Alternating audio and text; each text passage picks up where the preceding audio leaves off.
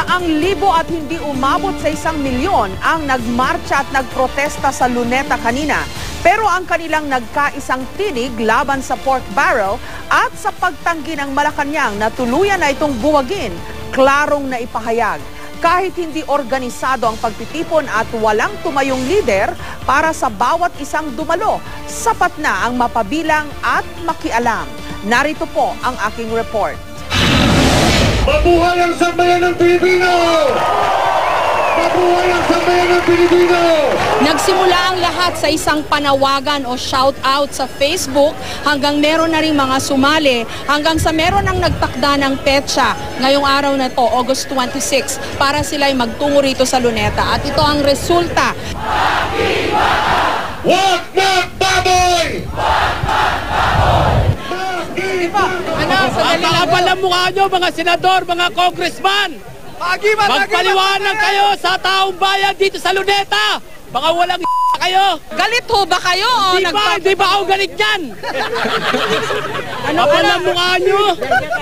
Ang liit lang na sweldo ko, kinakaltasan nyo pa! Magkano ho ba sweldo nyo? Minimum wage lang po ako! Anong trabaho nyo po? Messenger po! Sa isang kumpanya! Kayo ho gumawa nito? Opo! Pera ko pa to! Kartulina ko pa to! Pera ko to! Ito, karton lang, oh! At buhay man sa iyo'y ibibigay, tungkulin ko'y nagampanan na lagi kang paglingkuran.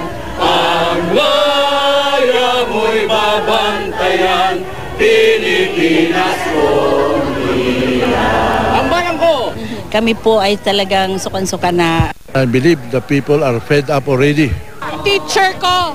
Kala nyo dito pa tayo magre-reunion, ma'am. The student and the professor. Hinahanap talaga kita eh. Ba't po kayo nandito? Kasama ko yung mga faith-based. Nakikita ninyo na lumalabas din ang simbahan ngayon dahil sa galit dito sa abuse ng pork barrel. At kailangan talagang mawala na to sa ating politika. Mga bulag po kayo pero kasama kayo sa marcha. Paano po yan? May mga kasama na akong guide. May mga guide po kayo. Punta ka sa mga ospital. Walang gamot, walang doktor. Tingnan mo mga sweldo ng mga teacher. Ang bababa. Galit na galit kayo. Oo. Bakit wala? Napakaraming naghihirap. Walang makain. Huwag po nila sasabihin na wala kaming karapatan magsalita dahil wala kaming alam. Hindi po. Sila po ang walang alam na ang kabataan po unti-unti na pong nagigising. At sila po ang gumigising sa amin dahil sa mga katiwali ang ginagawa nila. Ano sinisigaw nyo? Bukod sa sinasabi ng t-shirt nyo? Wag po tayong matakot sa gobyerno natin. Dapat po sila ang matakot sa atin kasi mas marami po tayo. Asawa ko po ay missionary.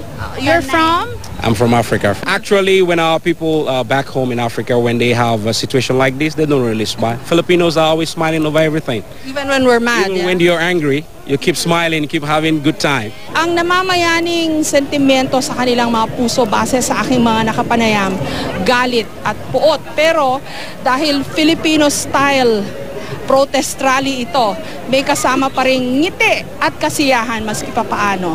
Pwede nyo ba kayo ma-interview? Galito ba kayo niyan? Nakaw na yaman! Ibalik sa bayan! Nakaw na yaman! Ibalik sa bayan! Ang pera ng bayan ay gamitin para sa mga mahihirap. Kagaya ng mga katutubong Aita, malaking bagay po. Anong pangalan mo? Joven Baluit po. Anong gusto mong iparating sa ating mga mambabatas?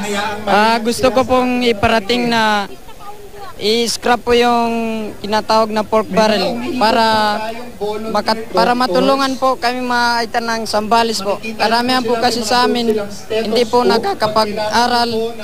At kung makapag-aral naman po, ma-overage po kami. Ako po 20 years old, 4th year high school po. They're deaf. What do you want to say? What do you want to say? Love. I love you. Love you.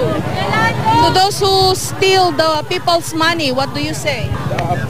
Stop the pork barrel? Sa kasama lang ng loob na sa halip na napupunta sa mga pasyente namin, napupunta sa mga ibang tao na ginagamit sa kung saan-saan po. Galit na galit po ako sapagkat Operado na po ako sa puso. No?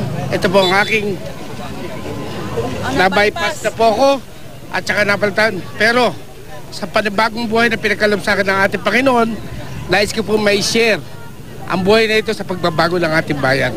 Sobrang dream ko magyaya si Butch Abad ng private citizens at umapoint sa inyo gusto pumunta yung 1% and then many can actually give their opinions. Ang kapangyarihan ay nagpapasama at ang ganap na kapangyarihan ay ganap na nagpapasama. Ang dami mong hashtag tatlo kuya. Siyempre. Mabuhay na lahat! Segundo na lang ang binibilang at noise barrage na dito sa Luneta. In-encourage nila yung mga narito, kahit yung mga nasa ibang lugar, na gumawa ng ingay.